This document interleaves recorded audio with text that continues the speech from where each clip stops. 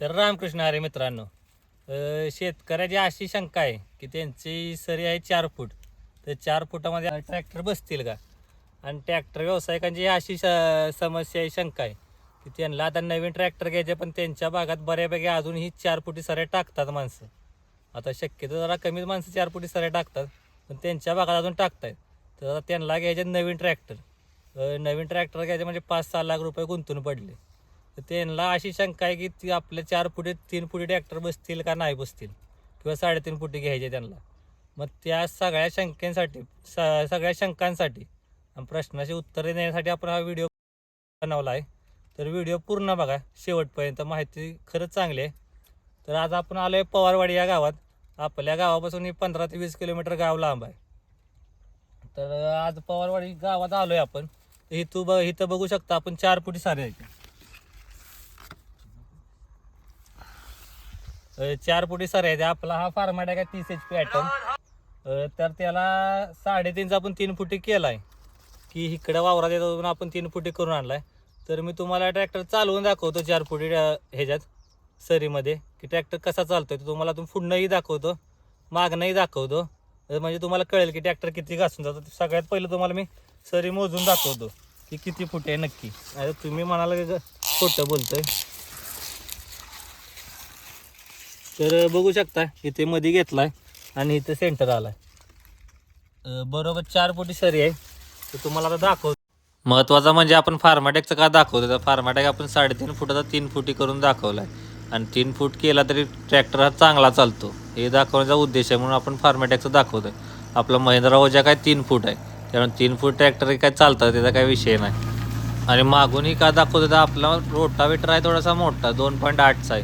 2.8चा असला तरी रोटावेटर एकदम चांगला चालतो 4 फुटीमध्ये, पण काही अडचण येत नाही. डायरेक्ट बुडक्यातच माती पडते.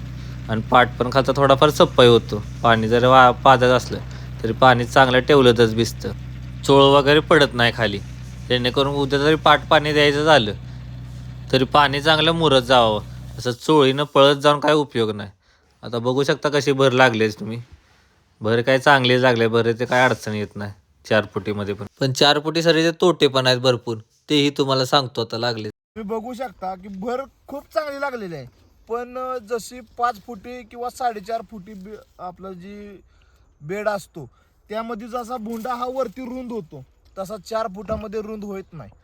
म्हणजे नुसतीच अशी वर हे होते, शिग लागते ऊसाला मातीची.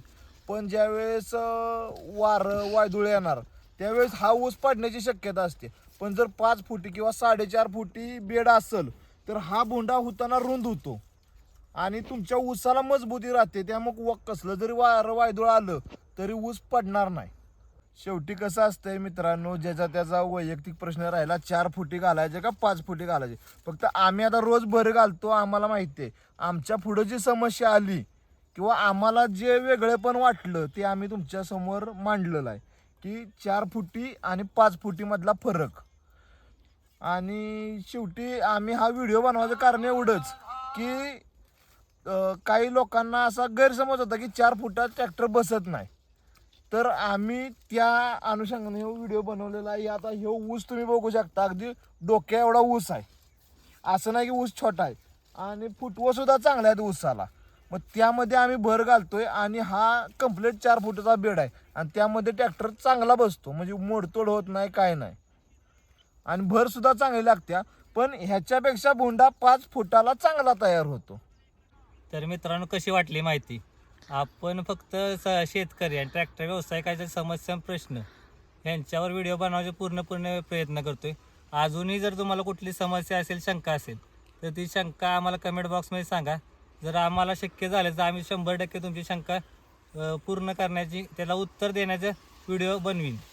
जर माहिती चांगली वाटली असेल, महत्त्वपूर्ण वाटली असेल तर व्हिडिओ शेअर करा, पेजला आपल्या सबस्क्राईब करा आणि लाईक करा. धन्यवाद.